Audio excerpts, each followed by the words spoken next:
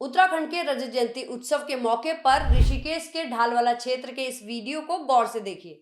उत्तराखंड राज्य आंदोलन के चर्चित चेहरे पूर्व विधायक ओम गोपाल रावत के साथ पुलिस की जोर जबरदस्ती हैरान करने वाली है। पूर्व विधायक की गलती सिर्फ इतनी है कि वह क्षेत्रवासियों के साथ शराब की दुकान खोलने का विरोध कर रहे थे। नेगीदा के गीत की यह लाइन प्रासंगिक है। बोला भय बंधु तुम थे कन उत्तराखंड चैणुची। नमस्कार दगड़ियों, में नलिनी गोसाई उत्तराखंड की नौनी स्वागत करती हूँ आप सभी का एक बार फिर से अपने खास कार्यक्रम साप्ताहिक छबड़ाट में। दीदी भूली भैजी सोना। उत्तराखंड में इस वक्त रजत जयंती उत्सव का पूरा माहौल बना हुआ है। राज्य स्थापना के 25 वर्ष पूर्ण होने का यह अवसर वास्तव में खास है। इन स्थितियों के बीच ऋषिकेश के ढालवाला क्षेत्र में भी एक माहौल बना हुआ है। यह माहौल नशे के उस व्यापार के खिलाफ है जिसने तमाम जिंदगियां बर्बाद कर दी है, लोगों की मवासी घाम लगा दी है। राज्य आंदोलन के दौरान जब भी भावी उत्तराखंड के सपने देखे जाते थे तब उसमें नशा मुक्ति का विषय भी शामिल होता था, मगर 25 वर्षों में नशा मुक्ति तो नहीं हो पाई, उल्टा नशे का कारोबार खूब फल फूल गया है। ढालवाला क्षेत्र में वर्तमान में जो आंदोलन खड़ा हुआ है उसके पीछे की वजह एक युवक अजेंद्र कंडारी की हत्या से जुड़ी है। खाराशोत स्थित शराब के ठेके के बाहर इस युवक की पिछले दिनों हत्या कर दी गई थी। तब से आक्रोशित लोग शराब की इस दुकान को बंद कराने के लिए सड़कों पर हैं। लोगों की जिकुड़ी गुस्से से उबल रही है। हत्या के बाद से आंदोलनकारियों ने कई दिन तक दुकान नहीं खुलने दी तो सरकार को 16 लाख रुपए प्रतिदिन के नुकसान की चिंता सताने लगी। आनन फानन में सख्ती बरतते हुए दुकान को खुलवा दिया गया। अनशन पर बैठे आंदोलनकारियों को तो हटाया ही गया, पूर्व विधायक ओम गोपाल रावत का भी सम्मान नहीं रखा गया। सवाल यह है कि नशा बेचकर राजस्व कमाने के मुंहों से सरकारें कब तक बाहर निकल पाएंगी। हर सरकार का यह हाल है कि वह नशे के धंधे में खूब कमाई करना चाहती है। उत्तराखंड सरकार ने इस बार आबकारी राजस्व का लक्ष्य 5060 करोड़ निर्धारित किया है। पिछली बार यह लक्ष्य 4439 करोड़ का था। पिछले वित्तीय वर्ष में सरकार इस लक्ष्य को हासिल करने के काफी करीब पहुंच गई थी। कुल 4360 करोड़ का राजस्व नशे का धंधा करके सरकार ने अर्जित कर लिया था।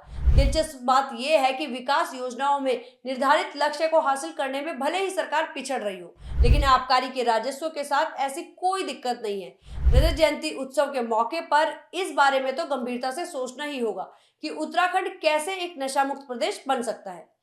रजत जयंती उत्सव की बात चली है तो नवंबर महीने की शुरुआत ही जश्न में डूबकर हो रही है। स्थापना दिवस और उसके बाद तक के कई कार्यक्रम घोषित हो चुके हैं। सबसे बड़ी खबर राष्ट्रपति द्रौपदी मुर्मू और प्रधानमंत्री नरेंद्र मोदी के उत्तराखंड आगमन से जुड़ी है। 3 और 4 नवंबर को विधानसभा के विशेष सत्र में राष्ट्रपति द्रौपदी मुर्मू का अभिभाषण होगा।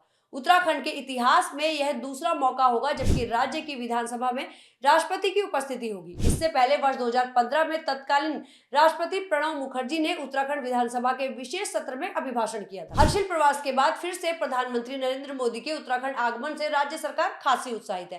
प्रधानमंत्री 9 नवंबर को राज्य स्थापना दिवस पर होने वाले कार्यक्रम में मुख्य अतिथि होंगे। जाहिर तौर पर इससे उत्तराखंड के रजत जयंती उत्सव की गरिमा और बढ़ेगी, लेकिन साथ ही निगाहें इस बात पर भी होंगी कि पीएम और सीएम की किस तरह की केमिस्ट्री इस बार दिखती है। दरअसल हर्षिल प्रवास के दौरान मोदी ने धामी के प्रति कई बार गर्मजोशी दिखाई थी। इस बीच सत्ता परिवर्तन की खबरें भी तेजी से उड़ती रही है। ऐसे में मोदी किस तरह से धामी को बूस्टर डोज देकर जाते हैं, ये देखने वाली बात होगी। इस बार धामी सरकार ने एक बड़ा निर्णय जरूर लिया है। यह निर्णय बाहरी राज्यों से आने वाले वाहनों पर ग्रीन सेस लगाने का है। इलेक्ट्रिक, हाइड्रोजन, सोलर और बैटरी वाहनों को ग्रीन सेस के दायरे से बाहर रखा गया है। इस निर्णय के लागू होने के बाद उत्तराखंड को प्रति वर्ष 100 करोड़ का राजस्व प्राप्त होने का अनुमान है। सरकार का कहना है कि जो राजस्व आएगा उसे वायु निगरानी, हरित क्षेत्र विस्तार, रोड डस्ट नियंत्रण और स्मार्ट ट्रैफिक सिस्टम जैसे कार्यों में खर्च किया जाएगा।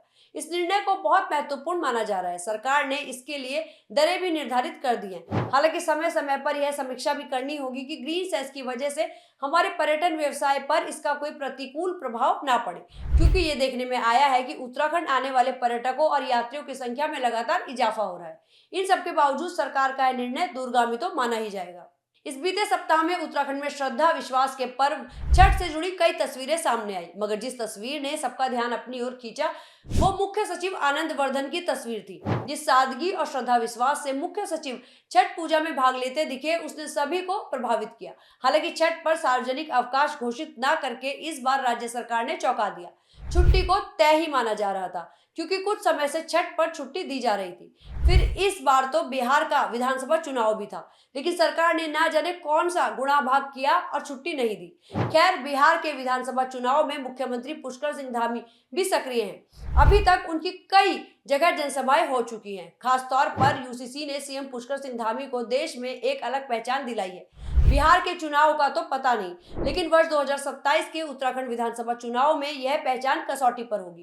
बाकी क्या कुछ है, इस पर आपकी राय कमेंट के माध्यम से हमें अवश्य बताइएगा। यदि वीडियो पसंद आई हो, मुद्दों में दम लगा हो, तो इसको शेयर करना बिल्कुल मत भूलिएगा। तो मिलते हैं अगले साप्ताहिक शिवराट कार्यक्रम के साथ। तब तक अपना और अपनों का ख्याल रखिएगा। धन्यवाद।